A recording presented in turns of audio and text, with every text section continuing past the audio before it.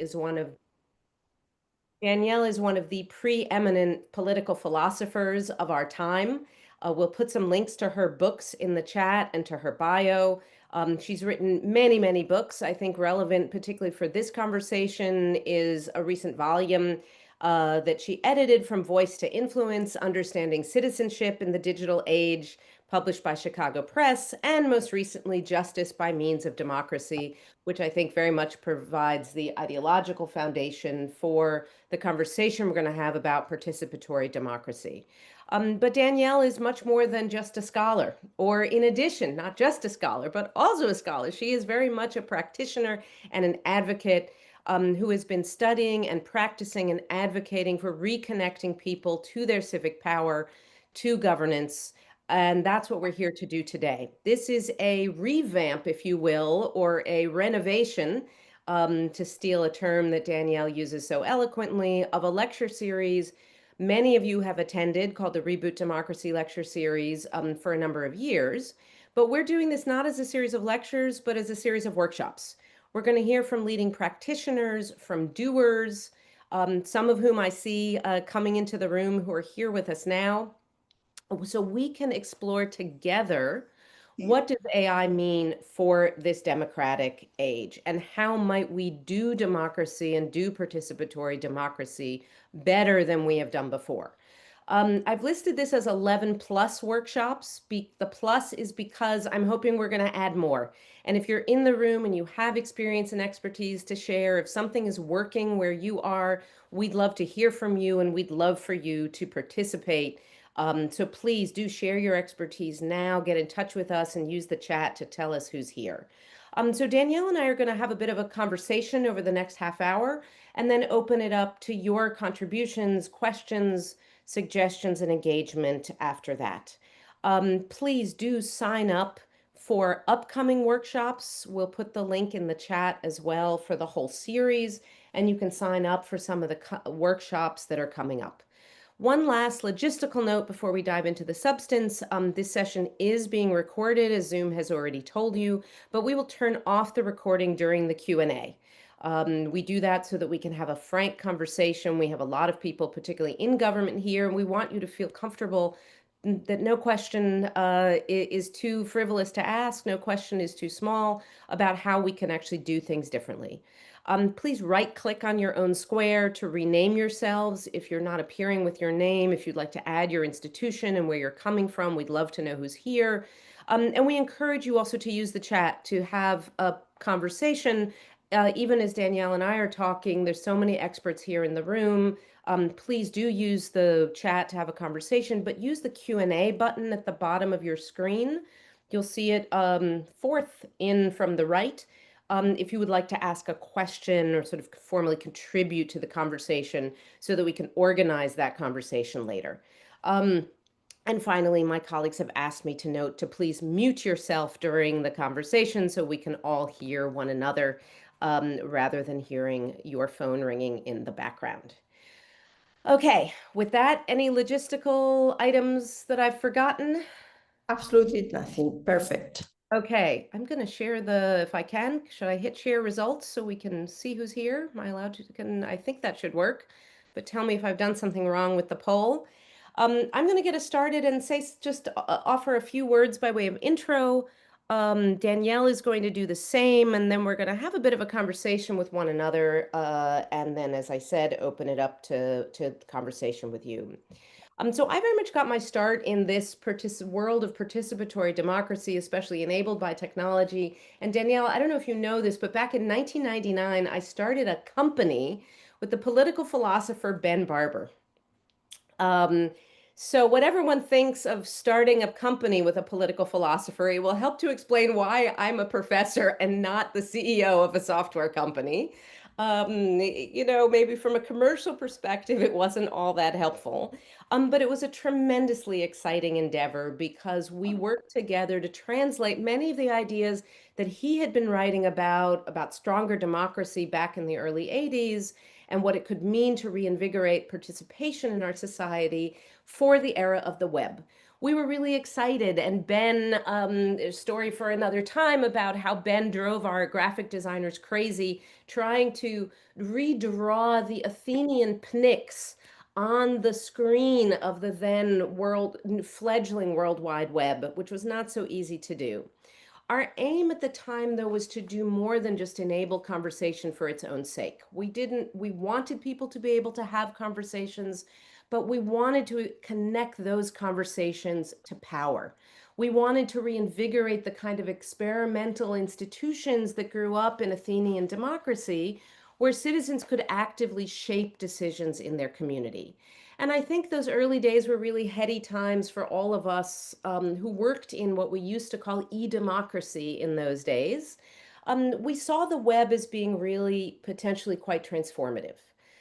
But fast forward, and I would argue with some degree of self-flagellation and hand-wringing, that even though the number and variety of platforms have grown, and we've seen tremendous, and I think each of us have participated in a lot of experiments, many of which have been successful, that I don't think the promise has fulfilled itself, despite the technology that we all have at our fingertips. I think the hope that we had that institutions would incorporate, as your colleagues Glenn Weil and Audrey Tang have written, that institutions would incorporate participation into the fabric of how they work, hasn't realized itself in practice. And I think what's happening in the news and the rising tide of violence, especially in America, is only further evidence of the frustration that people feel with the inability to participate in governance and the inability to essentially wield power over the decisions that matter in their lives. So we've seen tremendous proliferation of tools, of experiments, of efforts to engage people in deliberation. But the reality is that so many of these tools have led to what Anne Applebaum refers to as the dumpster fire of our democracy that is social media, but not the great promise of participatory democracy that we have hoped for. However, I think AI potentially could be a game changer. So what I'm hoping we're going to discuss today, and again, this is meant to be a very practical conversation aimed at our colleagues, particularly in government institutions, about how we might do things differently with AI and whether AI could really help us to realize the vision that Ben had at the time, that we could use new technology to really reinvigorate our participatory democracy and do things differently. So I'm hoping today we're going to talk about what some of these challenges are to realizing a more participatory vision for how we govern, why we haven't solved the problems up until now, and to have a bit of a conversation together and with everyone in the room about whether and how we think AI could be a game changer or not, whether we're totally wrong and what we have to do differently, both in terms of our technology and in terms of our institutions. So let me stop there and pass it to you. And I'm going to ask my colleagues, I don't know if I can take this poll off the screen so we can see Danielle better. But hopefully you can chime in and hopefully the poll is gone. Absolutely. Here we go. Let me Gone pass from the my mic. screen, so that works. Good. Perfect. Beth, first, let me just say how exciting it is that our two labs are collaborating on this series. We're so grateful to you for your openness and adaptability in being interested in, reimagining, renovating this webinar series. We're excited to partner with you on it, and we agree with you. It couldn't be more important. So I'm glad 11 Plus will be working on that plus and trying to make sure that what we're doing is supporting a community of practice that really is at the leading edge of helping us all renovate our democratic institutions more generally so that we can secure healthy communities. I love your story about Ben. I did not know that you tried to start a company with Ben Barber in the 1990s. And that sort of explains a lot too of how the two of us have connected to have that synergy. I mean, he was a great, of course, I learned a lot from him in his arguments about stronger democracy. It's funny, in that same time period, when you we're working on that. I was in Chicago working on place-based local democracy. No tech involved, people in places doing things with each other. I was a relatively young assistant professor at the University of Chicago. I also had visions of Athens in my head. I had spent a lot of time studying ancient Athenian democracy. There was an incredibly empowered citizenry. They were very good at moving knowledge through the community and also at building kind of cross-cutting kinds of connections so that the different constituencies in the city were really feeding together, mixing things up, bridging and forming a really kind of connected societal fabric. At any rate, I had landed in Chicago and I had realized that the city of Chicago, and the sort of the south side where I was about the same scale as ancient Athens. And so I thought, well, if they could do it, in ancient Athens, if we considered democracy in a really place-based way in America, we could really bring new energy to sort of lots of nodes of democracy around the country and build from place out to a healthier democracy.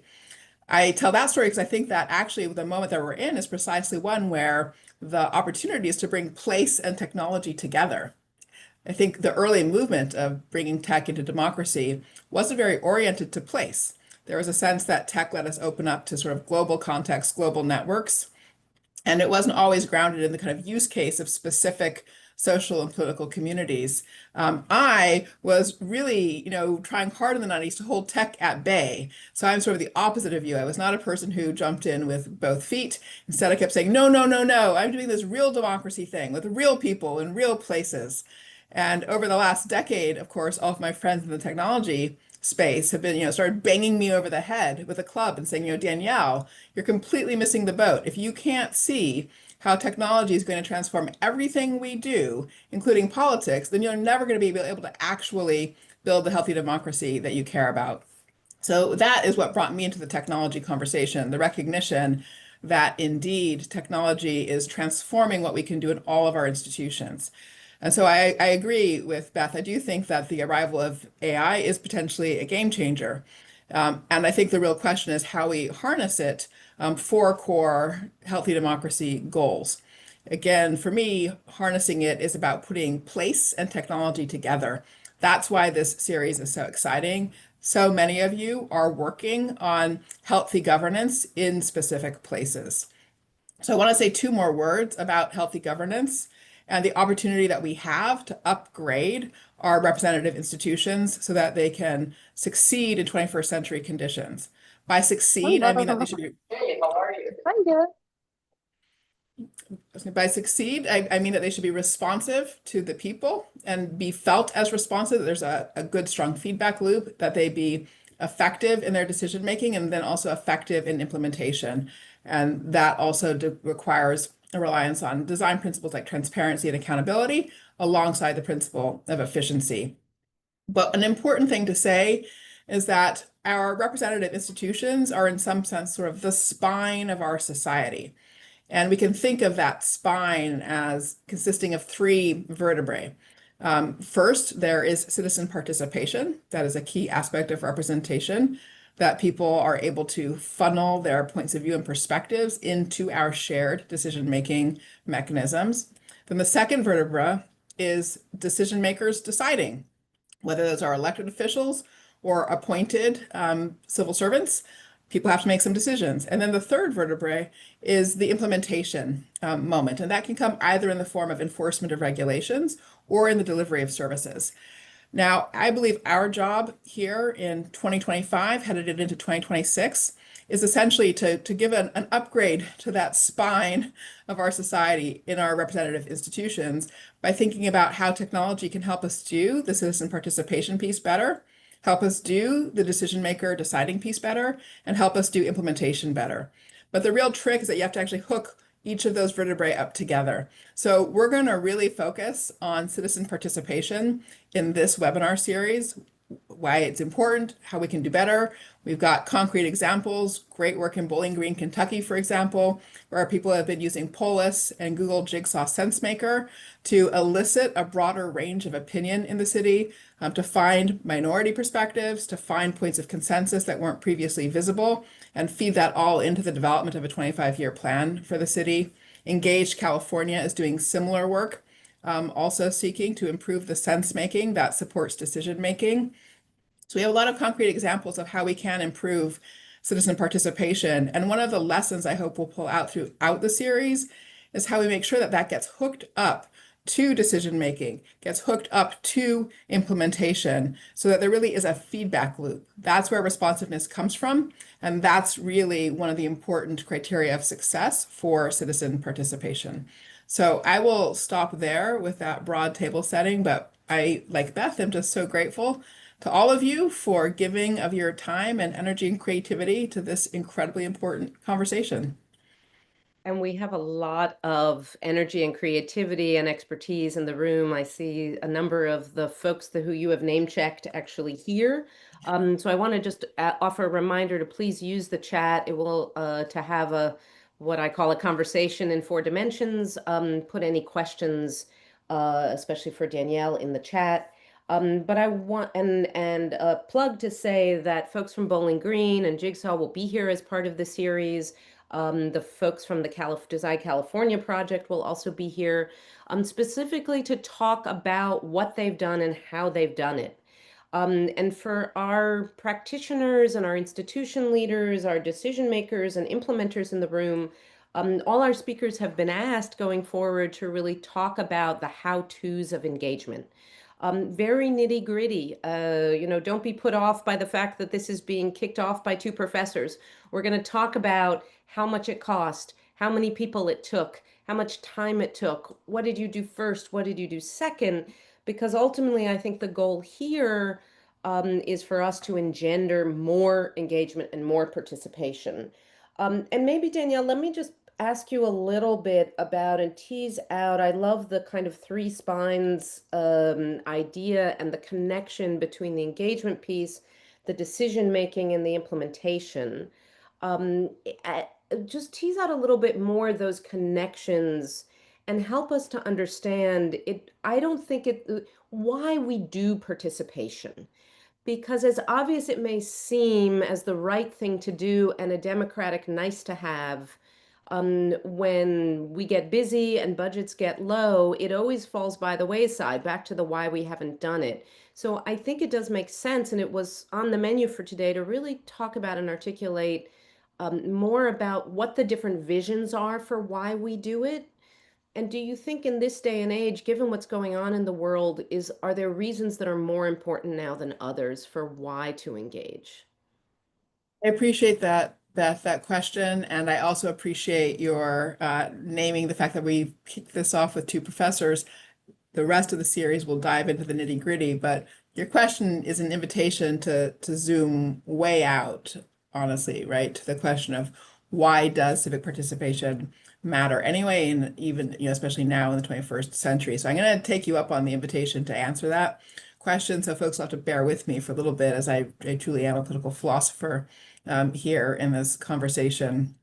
Um, the simple fact of the matter is that democracy itself is a technology, okay?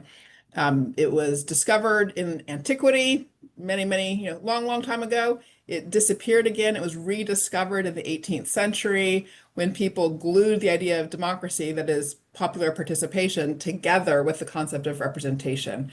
And it was gluing those 2 things together that permitted the sort of scaling up of popular participation. But then that leads to the question, okay, well, what kind of discovery was this about popular participation? Why do we invest in it?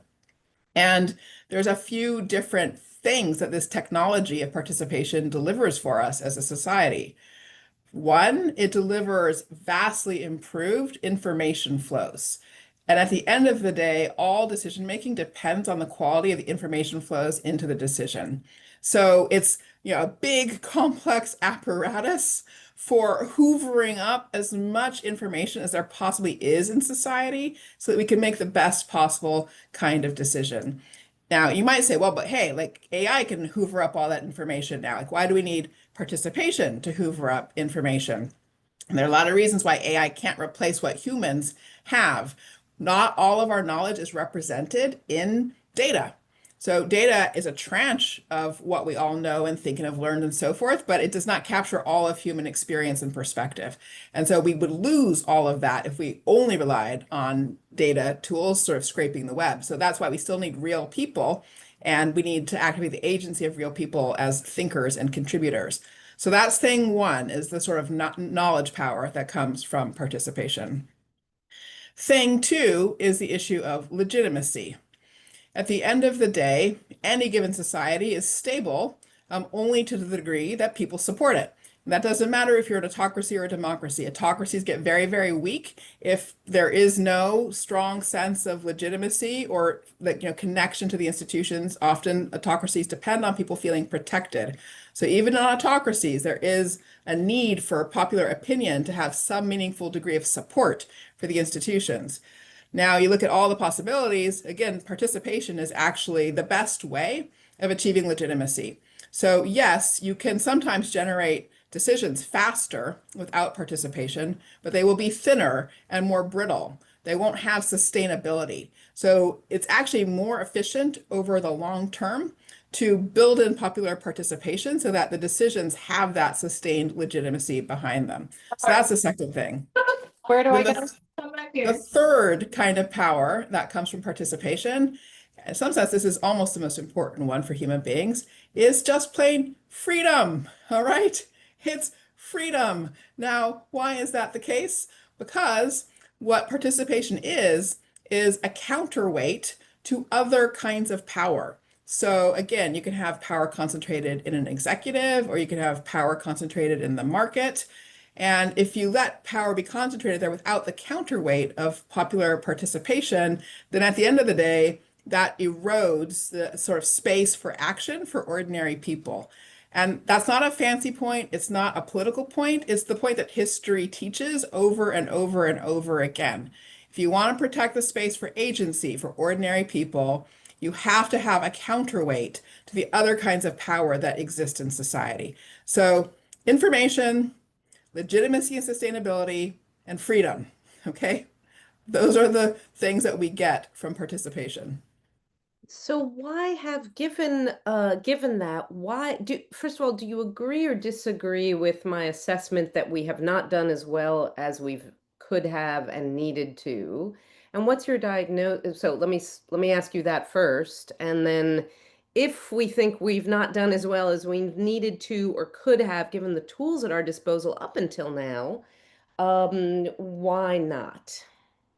Thank you, Beth. Thank you. These questions are great. I love these questions.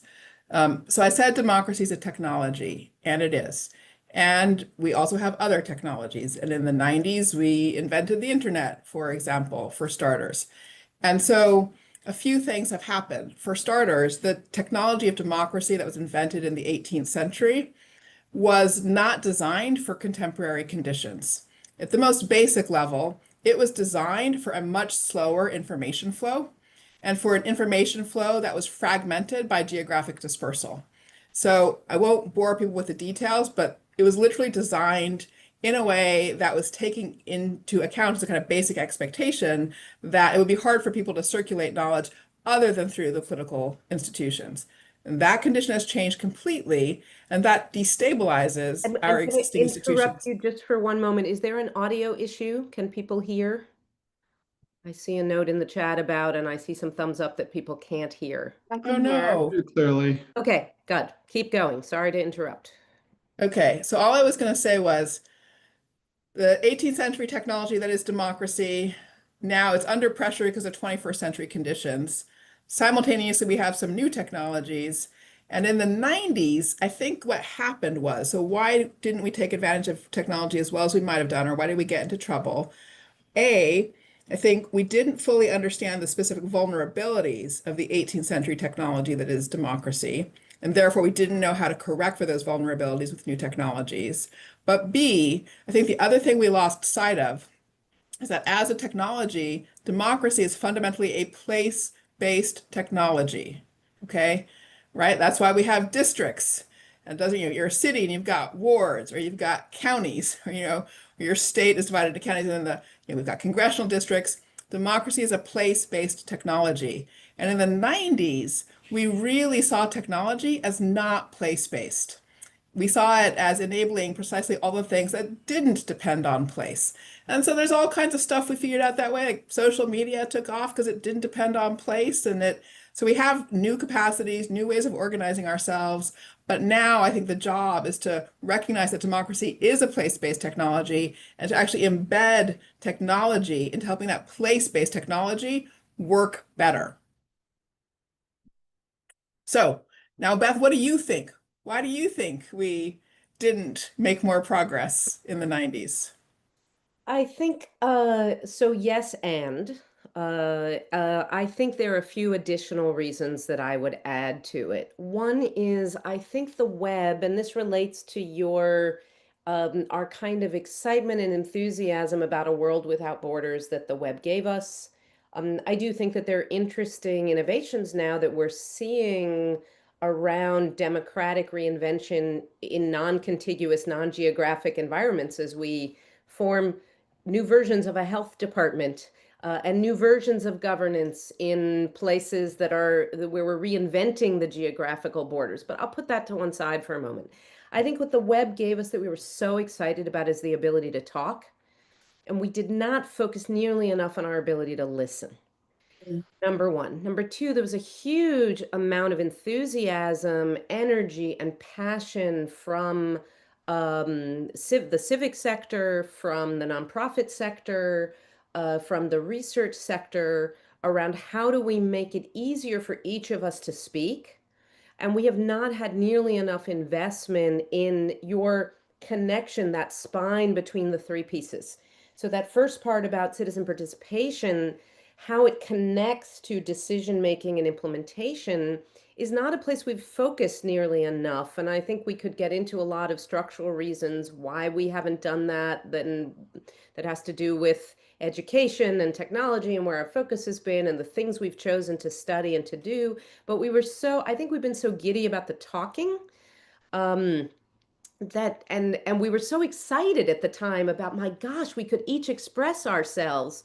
I mean, it was so, I think for people under a certain age who are here who didn't live through the transition, the kind of birth of the World Wide Web, the recognition, like it was so exciting that each of us had a megaphone.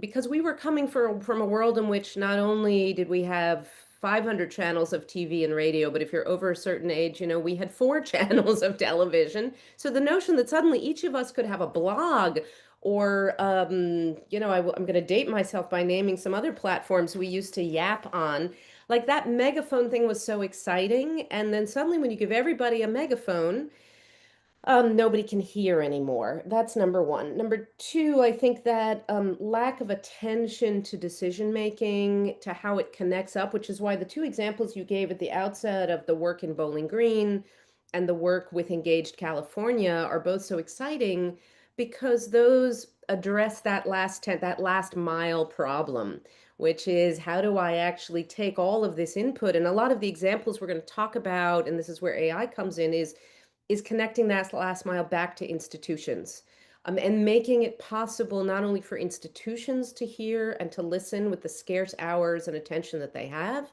but for each of us to hear one another in ways that were not possible before, when we were all talking. And the last point I'll make, and this one is a little bit more controversial, and I'm gonna make it and then push it back to you, is comes back to your question, your point about why we engage.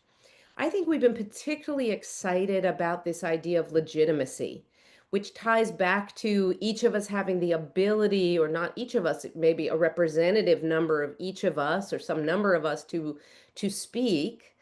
And those arguments about what I would call collective intelligence, the information gathering aspects, have really those are two siloed conversations.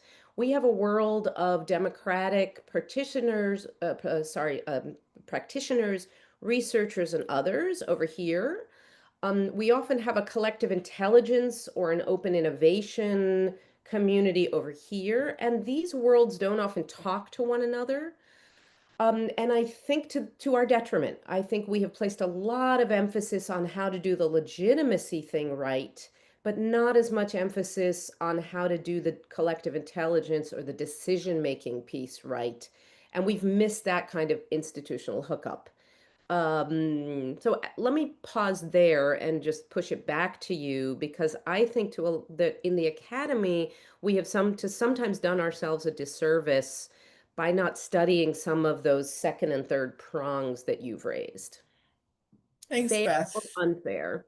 No, I think that's right. I would agree 100%. And what I would say though is I think the challenge is that part of hooking up the vertebrae is about using design principles for each vertebra that get it ready to get hooked up.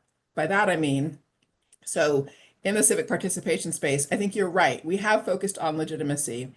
And so that means that probably the kind of overarching design principle people have focused on when they design citizen engagements is inclusion, right? Who's participating? Are we opening up that town hall that only folks who don't work can come to because of the hours and people with kids can't come to and those kinds of questions. And inclusion matters. And AI can make that even stronger, especially with things like language access and the like. But the point is that there are other design principles that matter as well. And one of them is what in 18th century vocabulary people called energy. We could call it efficiency now. I mean, that is just plain the ability to actually get decisions done and get them through. And so that's where there can be a trade-off between inclusion, for example, and energy. And so I think, but if you're designing for both of those things, when you design citizen engagement, then it actually means you're thinking about how does this set decision makers up to do their job? How does this set implementers up to do their job? And the point is really that those two questions have to become part of the design work when we're designing the engagements themselves. So, just a quick announcement again. We're getting close. I could talk to you for hours, but we want to open it up to everybody else in a moment. So if you have a question, please put it in the Q&A just to make it a little bit easier. Again, that's the button at the bottom of your screen. Please continue to chat with one another in the chat, but to ensure that we see a question, if you could put it in the Q&A. Also, if you have any insights to share, I see we have practitioners here from South Australia to Mexico, I can see, and everywhere in between. So we'd love to make sure to hear from you. But let me use our last few minutes of our chat to just ask you to advance the conversation to AI. Is it different? Is it a repeat of the web? Is it different? I know the answer is it's different because we wouldn't be exploring this if we didn't think there was some promise. Why do you think it's promising, and why do you think how do we get it right this time? Well, so I do think AI is promising. I think of AI as roughly akin to electricity, right? It's going to work its way through everything. And at the end of the day, the question really is the question you're asking, how can we sort of electrify everything in ways that help us? For me, the design principles really matter, that you always need to know what you're designing for as you start to put the tools to work. And so this is a place where I do think the tech community has practices that are helpful to the governance community. So the tech community is quite used to the idea of working with design principles. I'm not sure that that is as common or comfortable for the governance community. Because often I think in the space of governance, we've thought you have a policy blueprint with a checklist, and then your job is just to do everything on the checklist. Whereas actually what we might need to do is really sort of have some learning about the design principles so that then people are empowered to answer the question, like, how in my place can I hit the target of these design principles of inclusion on the one hand and energy on the other hand? So I think in that regard, honestly, we need a little bit of sort of different professional development for folks who are in the public sector. So that's, I think, a really important part of putting it to work. Of course, the tools themselves do have huge new capacities. I mentioned already, for example, the issue of language access. So that's the kind of, the challenges around language it's a barrier we can just take away at this point, which is super exciting. We also have the issue of the challenge of, public sector work rests on a kind of just mountains and mountains of documents that can take people just too much time to go through in order to assemble the information that they need to support decision making. We can remove, the mountains of time that are needed to master the data, the documents that are produced by governance processes over time. So you can go through the experience of either setting up engagements or decision-making or implementation, and all those places that are the pain points, the barriers that are sort of really slowing things down, probably there's an AI solution for every single one of those. And so that's what one has to start doing is kind of harvesting those serious pain points and considering, how do we use AI tools to address those pain points? So that's is, but it is really case-based. There's not an a priori answer to exactly where and how AI fits in. And I think that that's 100% right. And that's one of the things that I'm most excited about, to just offer 30 seconds. And it won't take more than that, because I wrote something about it earlier this week that you posted and I put up, and we'll put it in the chat. Is that I think because there isn't just one way that AI can help.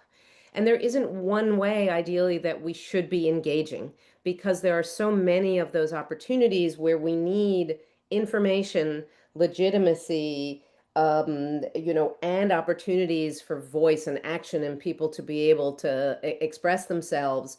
I think one of the big challenges with how much it's frankly cost us up until now, with everybody having a megaphone, it is just so costly to run engagements in terms of time, in terms of energy, in terms of attention, in terms of dollars, that we've had to pick one. If we've done it, it's been a pick one off the menu. What I'm excited about is that we can now pick many off the menu. We can say, look, as we did in New Jersey very recently, we're trying to understand the problems that people are experiencing when we talk about the relationship between AI and work. And we wanted to know what people thought were the most urgent problems when we ran our AI task force. So we went out and we asked people, and we asked private sector and we asked public sector, and we could do both of those at significant scale. But then we wanted to go out and ask people about solutions to those problems. And so we were able to knit together multiple forms of engagement, which I keep nicknaming combinatorial democracy. Just the idea that we don't have to choose just one method. We could do a deliberative dialogue with a representative sample of citizens, and we could go out and ask a group of experts on a particular topic, and we can do both of these and we don't have to pick. And I think that's the thing I'm really excited about, is it's not sort of choosing winners among our favorite methods or tools for Exactly. democracy. It's our ability now to say we can knit these things together and strengthen the spine that you talked about. Okay, Exactly. sorry, Danielle, let me give you Sorry. the last word there. That's all right. It's okay. Okay, we have a lot of comments. Thank you in the Q and we have a number of open questions now in the Q&A, and I want to invite people also to keep using the chat. I will do my best to try to now, having just spoken, to read these at the same time. And Daniel, you might want to do the same. And we can see some of the things we can answer. And one thing I'll just say preemptively is this is very intentionally a sort of broad brushstrokes conversation. What's coming up in the next 10 sessions, as you will see from the topics, and again, we'll put, if Jess and Agata, you could put the topics again that are coming up. We have a lot of very nitty-gritty things coming up with very specific examples. So is there something, have you had a chance to see them? Is there something you want to pick off first, or shall I ask you off the list? I think you should feel free, whichever one you think is best for conversation. I have not been able to read them yet. Okay, me either. So I'm gonna, so Okay. I will do the same thing at the same time here. But I think the trying to stick with so where we're sort of Well, where we're at on AI, Duncan is asking this question about how AI can really help us kind of scale what we're talking about and support some of that real-time sense making that you've discussed. So maybe let's pick up on that AI conversation right there, and then we'll get into some of the risk questions that people are asking about. What have you seen that you're really excited about? What examples are really working? And where do you see AI being really promising? okay, great. No, thank you. And I think if you don't mind, as we move along, I'd love to pick up the question too that's about place in an interconnected world. Okay, if You that's all jump in right. and summarize it. If you want to do that first, that's fine. I'm playing catch up because there's so much good stuff here. There is a lot of good stuff. All right, I'll take this one and then we'll come back to the scale and sense making question. Okay, and I think those are two good meeting ones. So this Jose says, Danielle mentioned democracy as a place-based technology. What does place mean in a profoundly interconnected world? And I just think that's a wonderful question. And I think what I'd love to share is that we do live in this extraordinary moment where new kinds of human organization are now available to us. So In other words, democracy gave us jurisdictions, municipalities, counties, states, etc. And if humans have always had institutions and organizations like nonprofits and firms, we now live in a world where we also get to use a thing called a network.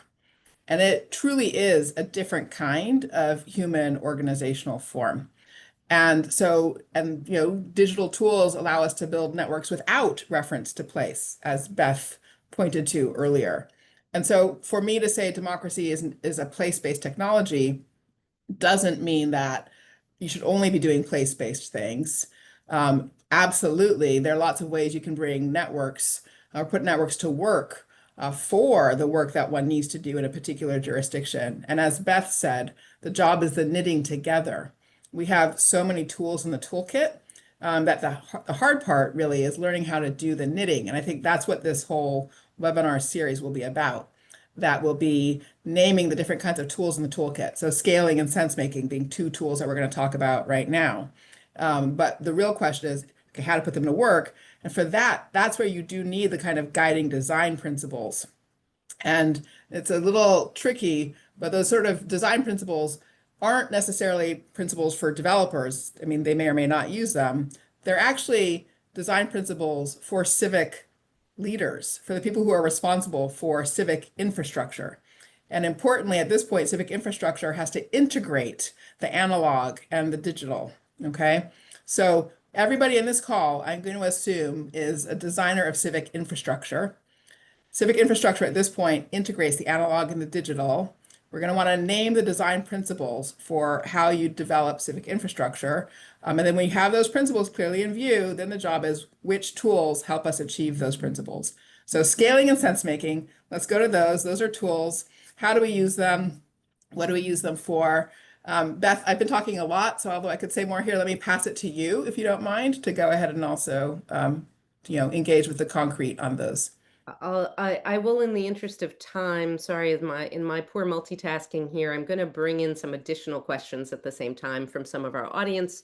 I will say just a quick advertisement on questions of scale. We're going to have a chat a little later in the series precisely about scale. And I think we're going to hear from a lot of people who've been able to do things with very, very large numbers of people. And there's been really interesting research done on precisely this question of how do we get larger. But I think this issue of larger is not it's on the one hand a really important question because it allows us to get away from opportunities for engagement that are limited only to 10 or 12 or 20 people, a necessary evil that we've had to practice because of the costs to doing anything that's larger. And the UK consultation unit has talked about just the number of human power hours it takes to analyze the comments, just the number of pounds it takes of flesh and of money in the UK and elsewhere to synthesize a very large number of comments. When you go out and ask people, and it's what it caused. And I started the post this week with, I was very profoundly negatively impressed when I went to Singapore not too long ago. And they said, look, we started out doing citizen juries, but it was so expensive and costly even to have 50 people in a conversation that they stopped doing it. So yes, we can get bigger and create more opportunities for people to hear their own voice for that legitimacy. But what's so exciting is the work that's happening now and figuring out how to synthesize that in ways, again, the decision makers can hear and that we can hear each other talk. So really exciting stuff, for example, and again, we'll hear from a number of these, and next week we'll hear from the folks at People Powered, who will talk about what platforms are out there and precisely how that work is being done. But even without any fancy citizen engagement platform, the New Jersey Environmental Protection Agency is using readily available tools to go out and just ask people about the future of their park and synthesize that feedback. But let me get to some of these other questions here. Sorry, I want to bring in we have several questions that really relate to what these platforms are.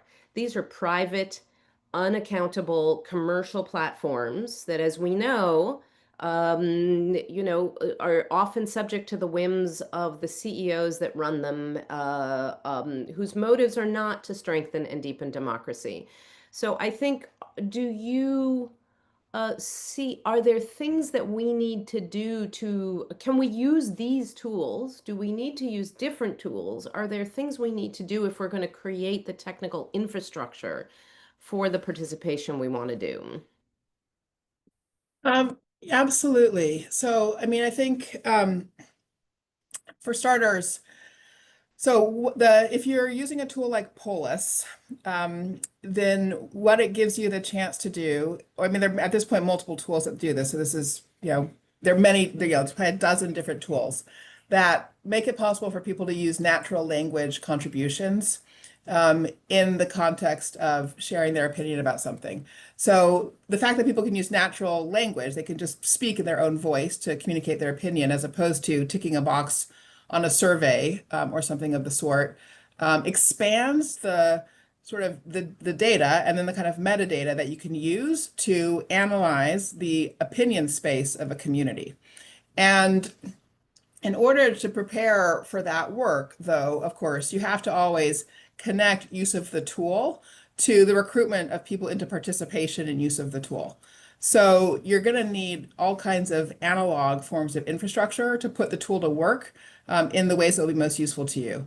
And relatedly, if the tool has this power because of its ability to process natural language, um, and to sort of clarify the solution space to do discovery beyond what humans are capable of doing.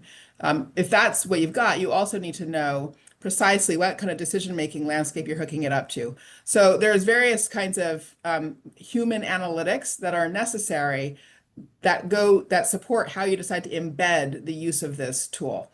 So in that regard, I think what I'm trying to communicate is understanding the functionality of specific tools is critical, so that you can put it to work in its most powerful way.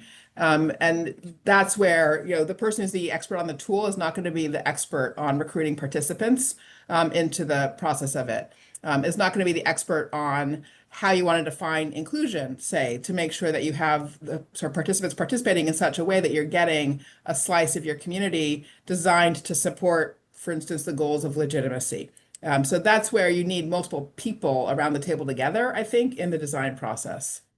Is there a tool you wish existed that doesn't yet exist? Is there something that you want to see built? We have a couple of different questions about kind of the design principles that I think are getting to, what do we need to build that we don't have yet, or do we have it? I think we have a lot of tools that we're not putting to full use yet. And so for me, I think we're in the phase of work where the job is to really understand all those tools and start putting them to work. And so again, for that, it's really, the first job is to sort of identify, okay, these are the places where we really want to improve citizen participation. We want people to see that there's more responsiveness. So we want to strengthen the feedback loop to what they're doing, or we want to change the sort of quality of information that we're generating from a participation process, or lower the cost for it, sort of all of those things. And then we have a plethora of tools. I mean, we mentioned Polis, we've mentioned Google Jigsaw, and sort of vTaiwan is another version of Polis, of course. There is the terrific work that comes out of the MIT Digital Media Lab, which has produced a sort of device that you can use for focus groups to capture audio recordings and then do sense making from that.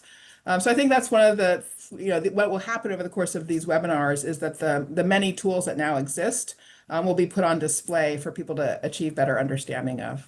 And I think, to your point, very much the details about how they get used, because there is so much around just the design of the process by which we use these tools that essentially, to me, are just better word processors, better ways of making sense of language. And it's how we use them. How, though, are we going to hack the political process? Is there something, look, no one wants to give up power. The reasons that we have not been as successful with engagement as we would have liked to have something to do with the platforms and how we've used them, have something to do with the cost and expense, but it also has to do with those in political power not being interested in or willing to recognize the opportunity for tapping the collective intelligence of our communities. Is there something now in this AI moment that we can do differently? Is there some experiment that we should try that you think might push the needle with, the decision makers and the implementers, if you will? So let me pause there. Well, I'll give an answer, Beth, but then I also would be curious about what your answer is on that. So, and I know that these answers are somewhat dissatisfying to people who want to hear an answer, which is along the lines of X tool will deliver Y. And those are not the answers I'm giving, as I'm sure everybody can hear. And the reason I'm not giving those answers is because the work that we need, excuse me, the work we need to do is about use cases. It really is about who is going to use the tools for what purpose. And so, no, I don't think there's a way to hack the who, okay? I actually do think what we have to do is identify the innovators. This will often be people who are more at the margins of power and not at the center of power. And so I do think that in that regard, we have to sort of find opportunities for the places where people are in crisis, like the Engage California example, where the wildfires in Los Angeles produced a moment where something different had to be done. And so into that need for difference came the possibility of using new tools. So you have to, moments of crisis, people who are not at the center of power, so they actually have the bandwidth to experiment. And transformation often moves from the margins to the center. So I do think that is going to be a part of the story in this instance. In an effort to bring in one or two more questions we have from the audience, there's a number of things. But you have to answer this next Oh, one then, because I've talked too much. we want you to talk too much. That is why we pay you the big bucks here in this free workshop series.